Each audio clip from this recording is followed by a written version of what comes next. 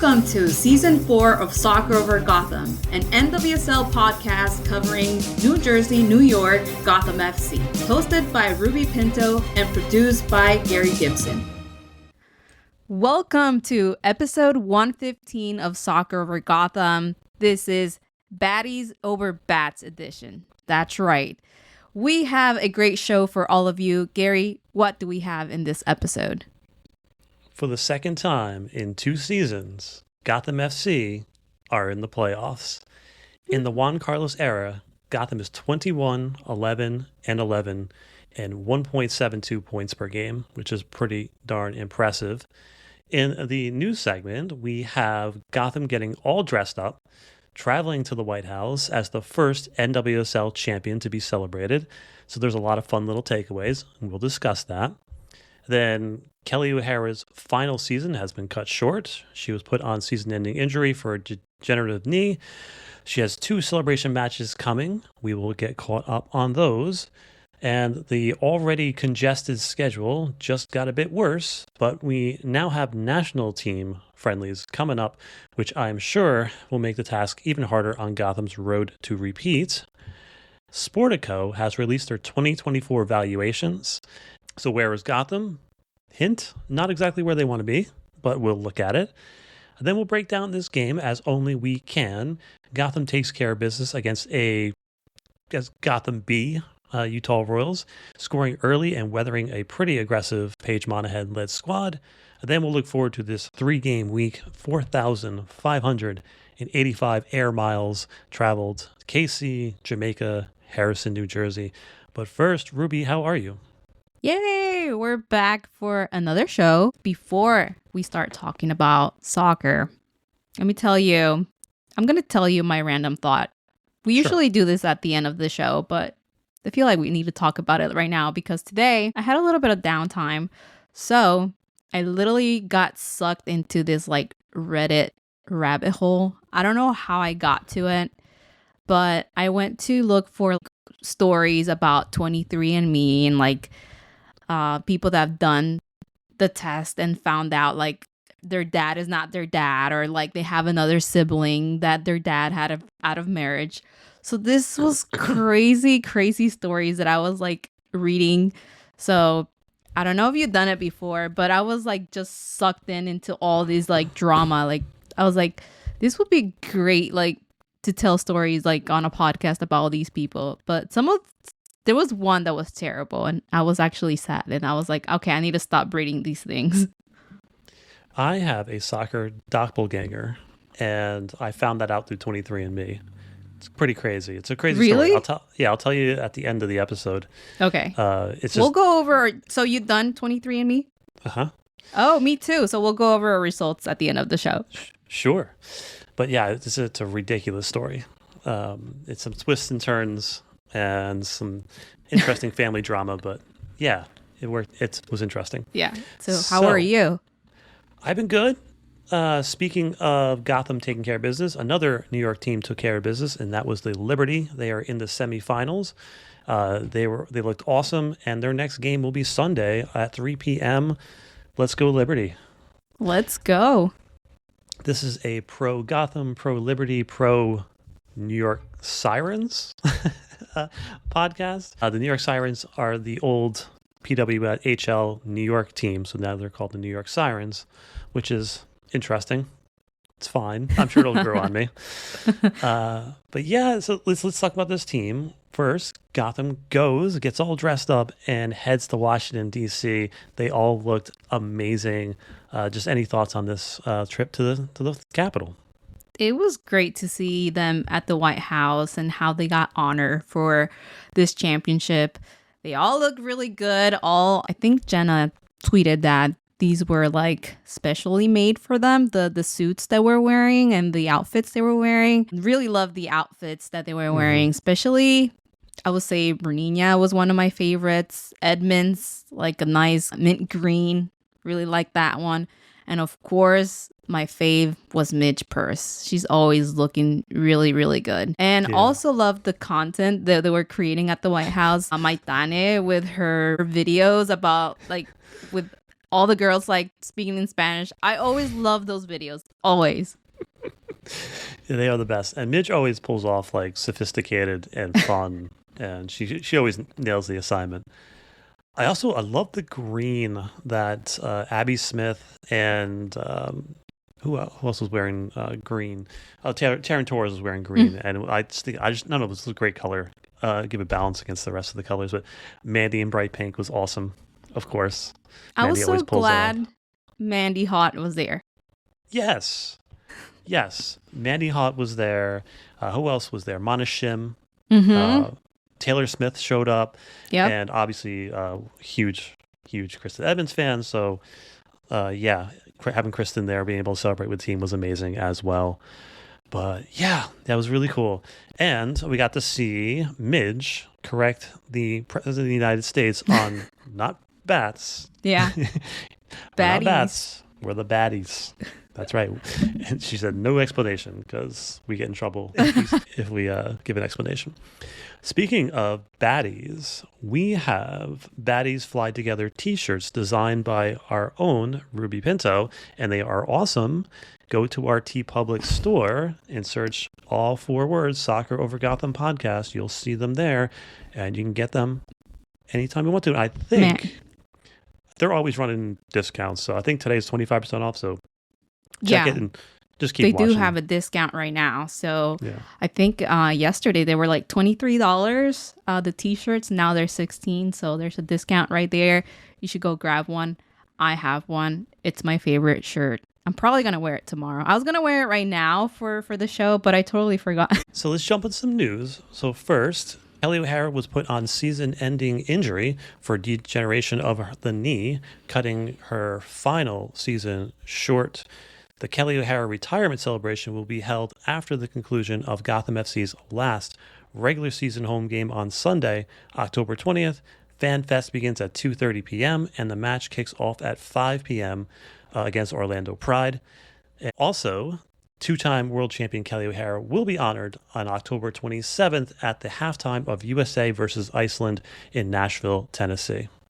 Man, it's such a bummer that she had to go out this way. Very unfortunate. I was actually really happy when she was able to like return to play. Unfortunately, that didn't last long. I feel bad because you don't really want to end your career that way with an injury.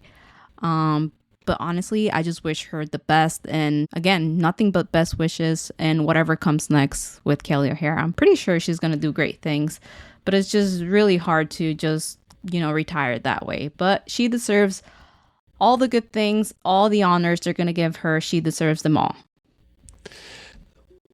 Kelly means a lot to the sport. She means a lot to Gotham, and she means a lot to us here. And on her retirement game, we're going to do a special segment where we do a deep dive into what she means to us, the sport, and the club.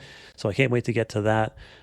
But this brought to my attention, because I've been so busy, that we have a ridiculous congested schedule, and we now have to contend with U.S. women's national team matches in between there. So how many players of our squad are going to be missing for a couple of pretty important dates, which will be October 24th, October 27th, October 30th.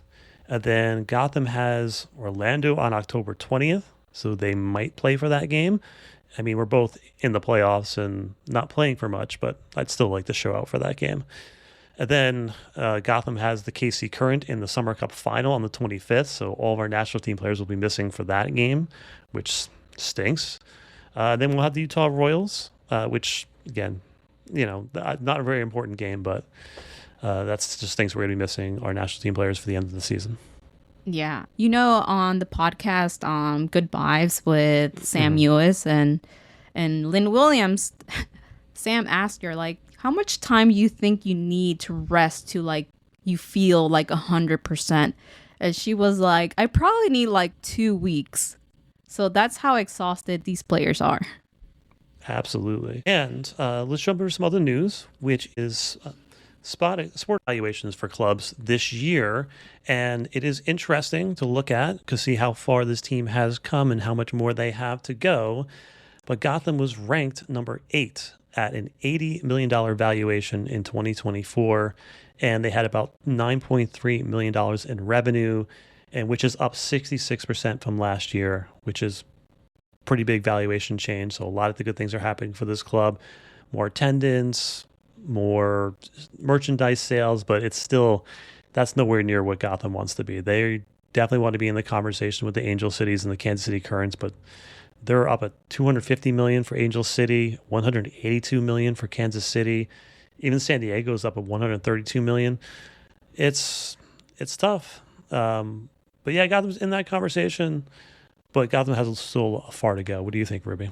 Yeah, they do have a long way to go, but at the same time, we have to think about where they started and where they were a few years ago. Well, looking at these numbers, you might think, oh, number 8, it's not that great. But if we think about, again, a few years ago, this was not even like a thought that Gotham was going to reach 80 million evaluation. So I think this is pretty great. And there's still a lot of things to fix, a lot of things to do, a lot of things to like that they can do to bring that evaluation up and also that revenue up.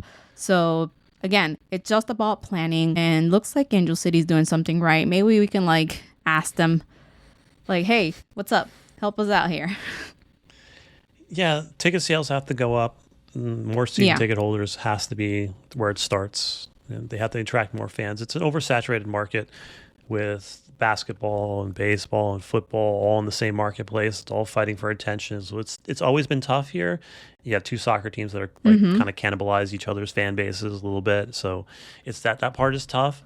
But you know, every year we see a little bit more attendance, and some of the highest attended games were this season. So that gives you a little bit of hope. But yeah, I want more for this club, and I'm sure the club wants more as well. But yeah, but it just shows year over year growth, which is exciting. So should we talk about this game? Let's do it. Okay. Now, all North Carolina had to do was draw or beat Racing, and Gotham was in the playoffs. But they had a late collapse, so Gotham had to do things the hard way, which, you know, when has Gotham ever had an easy road to anything, I guess. So a draw or win against Utah puts Gotham back in the playoffs for the second year in a row. And, you know, Utah is an interesting team, to say the least. They had a very rough start.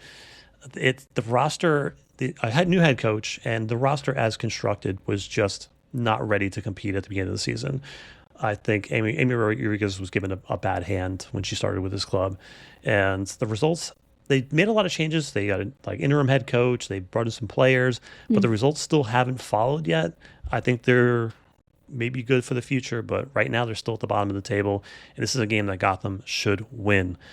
And getting to this lineup, I mean, Berger back in goal, which is good. This is interesting. We're going to talk about this, Ruby. Back line of Neiswanger, Davidson, Sonnet, and now Carter. Now, at the beginning of the season, Bernini was the starter. Then Freeman got her chance. Well, Bell got a chance. Then Freeman got a chance. And now it seems like Carter's taking over as the right back. Your thoughts on just, that's the position where they can play anybody? Yeah, I mean, I really like Carter, and I think she's doing a great job with the team. And she definitely has earned that spot. But I do like how Gotham rotates players as well. So sometimes we do see Carter starting. We do see another play starting. I think for this game, Carter was the right person to start. Yeah. They all have different skill sets. Carter is the best defender that we have on maybe on the entire team. She's an excellent 1v1 defender, one of the best in the world. Then you have Mandy, who can do a little bit of both. She can defend, but she can get forward. And then Bernini is more of an attacking option who can get back and defend if she needs to. So it's just like gives you just so many different little tools that you can use. And I think Bernini can start on 95% of the NWSL team. So it stinks that she's been coming off the bench, but Carter is excellent. And we're definitely going to talk about who do we think is the best option for facing against Chawinga later in the episode. Yeah. But this midfield of Sheehan, Ryan, and Lavelle is interesting because we didn't have Neely Martin for this one. She was out for suspension, too many yellow cards. So Sheehan filled in as the 6, and I think we'll get to it, but I think she did an excellent job as the 6. And then Williams, Gonzalez, and Stevens up top, an excellent front line. And then the bench is ridiculous always. Always. So, I would say, Ruby, the best thing for a tired team is to get a quick goal. And Gotham Mm-hmm. did that. They can sit back after that, take a little bit of the pressure off. That early goal, just Lynn Williams, instant impact. She picks off the ball, finds Esther. Esther plays her through, plays a beautiful ball across the six. And Ryan, something that Gotham players have not done in a little bit, but take a one-time shot with a weak side foot and put it back. Exactly what you're supposed to do. Yeah, Keepers coming exactly. across, players are coming across, put it back across the goal where it came from. Excellent goal. Well done, Ryan. And we're just off. Yeah, for that goal, actually, I think Lynn Williams was trying to like pass it to Stevens. Stevens was a little too up to get to that ball, so that ball just kept going. And there she was. Ryan was at the right place at the right time. Like you said, one time touch. We've been saying this. We need like to do those one time touches for these goals. Later on in the game, actually, I think it was in the second half. There, I think she was by herself. She was going to goal, but she should have kicked that ball. Instead, she decided to do like an extra step, and all the Utah Royals players like just swarmed in, and she wasn't able to score. I think that it needs to be more of that from Gotham, where they can like just do that one touch. Even if you don't score, I think it's a little more unpredictable for the keeper, and they won't see it, just like it happened right now. Like Hot was going one way, and then Ryan kicked it, but it went the other way. She wasn't really expecting it to go there. And hey, Lynn is climbing up the ranks not only as the top goal scorer in the league, but she is now close to becoming the top assist player in the league. She trails Jessica McDonald by 7. So she could end up as the top all-time goal scorer and assist leader. Ridiculous. Yeah, hopefully by the end of the season, Jessica McDonald's not playing anymore. She's retired. And I think Huerta was on that list too, and she's on loan right now. So, hey. Yep. Here's the chance. Mm-hmm. And I do have to, and we mentioned this earlier, but I do want to talk about Delaney Sheehan in the 6. I thought she was excellent. She was very physical, and there was a sequence where I'm not sure if it was Polgarsh or another player that looked like her, but Delaney just kept shouldering her and just following her around the pitch. She got her like 3 times, and the player like complained to the ref because Delaney was just going in on her. And I thought she was good. She a little bit of like a Ali Long, moving the ball around side to side, clearing space. We just have such a talented midfield, and Delaney's been awesome. We do, and I love seeing that development from Sheehan. Again, she's been so great, like season after season. I just love seeing her play now because every time she plays, she just gets better. Like you said, she did a great job in the 6 right now. She was defending really well, and she was also like attacking really well. She got some shots there, no goal, but hey, she was doing her job. Indeed, and we talked about Jess Carter being excellent on the night, and Sonnet and Davidson, despite not having Martin in front of them, did incredible. Sonnet blocked a shot that was destined for goal, and was just awesome on the night. And then Sonnet was 92% passing. Ooh. Davidson was 83%, 100% in tackles, and both had 9 recoveries between them two. And then 70 touches for Sonnet, 75 for Davidson. Just an excellent night for both of them. Ridiculous. Sonnet, it's doing amazing. We talked about her on the last episode, and she is such a beast. Both of them, Davidson and Sonnet, great players. Yeah, I got a funny note for the player of the match, so if I remember. But yeah, so Utah, I thought this was a gutsy performance from Utah. I think you talk about Amy Rodriguez, and if you remember anything about Amy Rodriguez, is she was a warrior, and she would fight you for everything on the pitch, and she would always give 110% and go 150 miles an hour, and just was just a lightning rod the entire time she's on the field. And it was no surprise that she took Paige Monahan as the captain of the squad, because Paige has that same all gas, no brakes, and that's why we love her, because she's always 100%. And obviously you can take the girl out of Jersey, but you can't take the Jersey out of the girl, and Paige represents Jersey very, very well, that aggression. And I think Paige set the tone for this match. She was very aggressive, and I think the entire team was very aggressive. Even though they were overmatched, I think they put up a good fight. And, of course, Mandy Haught. The only reason this game is 1-0 at the end is Mandy Haught. She made 3 or 4 big-time saves. Wow. Yes, Mandy Haught was killing it as well as Paige Monahan. Both players were playing so well in this game. I'm so glad they didn't score, but at the same time, just seeing them how they play, you know why they play for Gotham once. That there was a I think in the first half, Monahan almost scored. I was like, oh my god, that almost went in. I think it was just luck that ball didn't go in. But let me just tell you, like, how Mandy, like, did incredible too. She, think Williams, like, kicked the ball from far, and I don't know, she was able to put a hand up, and that ball went over the goal, over the net. But they were so good. I don't know how this ended 1-0. It could have been easily like 1-1. Yeah. It was good to see Mandy get her ring at the beginning of the game as well. Yeah. And see her travel with the team again to the White House. She's always going to be part of this club. She was amazing for us down the stretch. And just, very grateful to her. We're not a champion without her. Then Gotham does what Gotham does and clinches the game, makes it to the playoffs. A massive win for this club. 43 total points now, most in club history. 13 wins, most in club history. And right now, Stevens is leading in goals at 6, and Ryan has 4 assists. So, Ruby, your thoughts on them closing out the game, making the playoffs? Hey, we did it. They did it. They were able to stay on top of that table. They were pretty consistent on that 4th spot. Right now, they're on 3rd, which is amazing. Now, can it be possible for Gotham to win the championship for a 2nd year in a row? That's the question now. They already made it to the playoffs. Now the next goal will be for them to win this championship.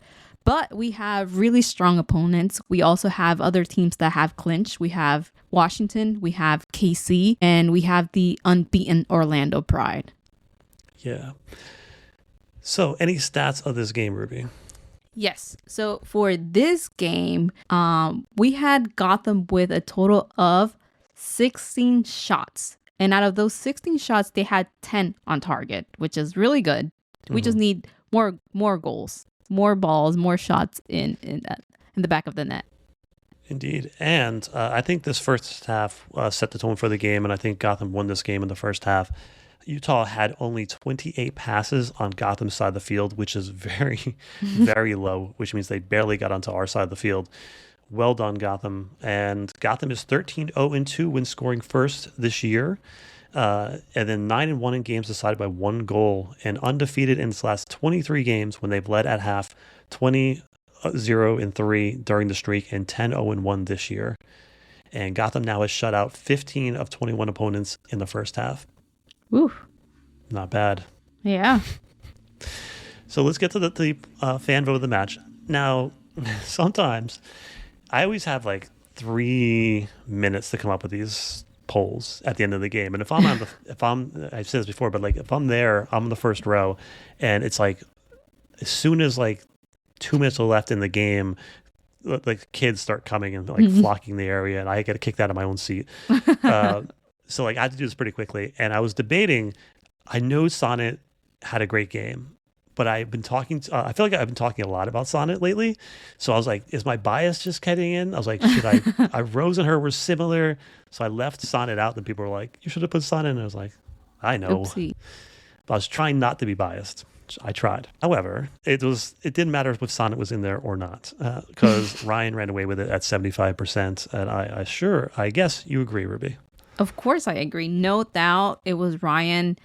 Also, she was rated the highest player of the game on FootMob. So, hey, well deserved. Yeah, she's player of the game for me.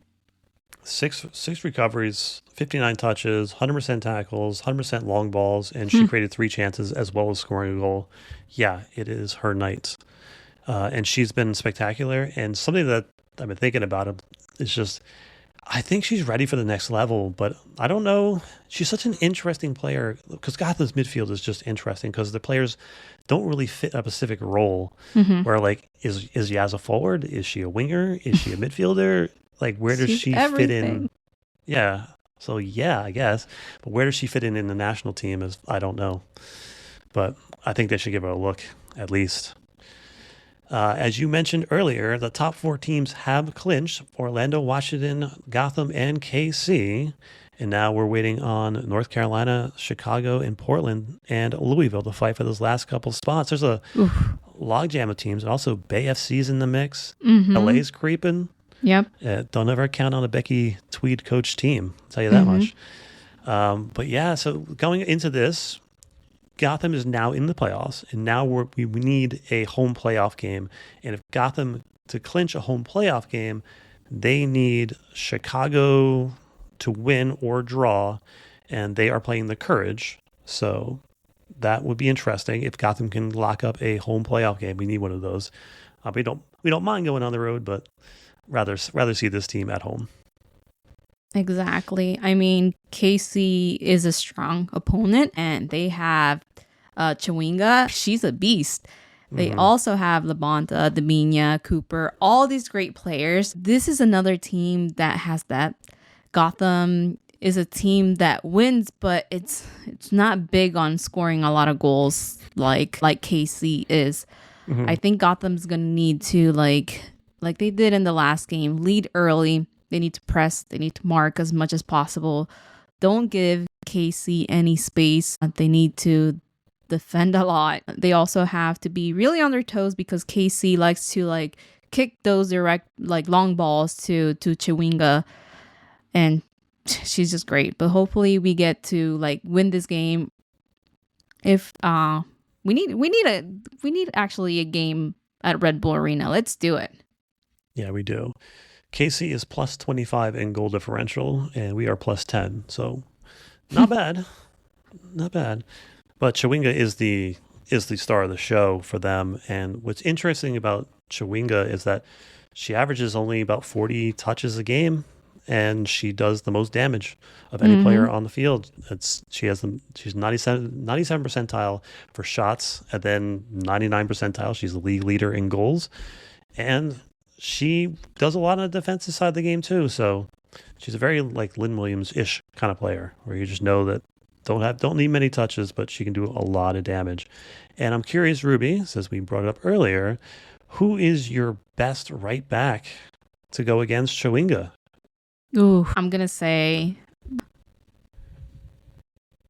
With Bernina, you're going to need some help because she's not quite the fastest player, but she can force opponents or force Chawinga to stick back a little bit because she'll be more on the front foot on the attack. Mandy is kind of the one that can do both. She has a bit of speed and she can get forward if she needs to. Jess is there simply just to be a defender. I haven't seen Jess as far as like her physical speed, so I don't know mm-hmm. if she can hang with Chawinga yet. Maybe we'll find out, but I don't know. I'm tough. It's tough. I might think that Mandy Freeman might be the best option here. All I right, don't we'll know. see. Indeed. So what are we manifesting this week? I'm gonna say a playoff game at Red Bull Arena. There you go. I just want everybody to be healthy because once the Saturday over there in KC, that's going to be on CBS at 1 p.m. I'll be watching from work, which stinks. But then they go midweek to Jamaica for the Champions Cup group stage. A lot of miles, a lot of travel. And I just hope that they get there, get the win, get home safe, without injuries, just get through it, get out of the group stage. Let's move on. Yeah, they really need to. It's gonna be a lot of games. And now, like you mentioned, the national team also adding games this year.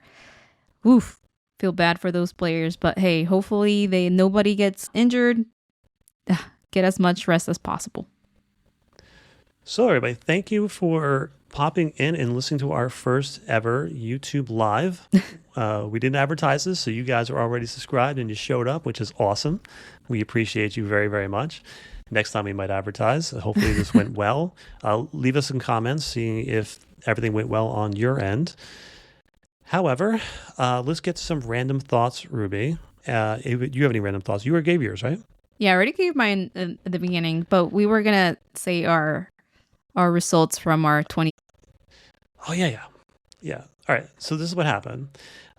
I did the 23andMe. Well, first I sent one to my father because I wanted him to do it because I wanted to see our lineage, and he didn't do it, and he didn't want to talk about it. And I was like, okay, that's kind of weird. I know he's probably one of those the government has my DNA thing, whatever. Oh my God, I know. Yeah. I seen a lot of people saying that oh, they're just gonna have your DNA, blah blah blah. Whatever. And I'm like, what are they gonna do with my DNA? I don't know what they're gonna do with it. They can do whatever they want. They want to clone me, go ahead and clone me.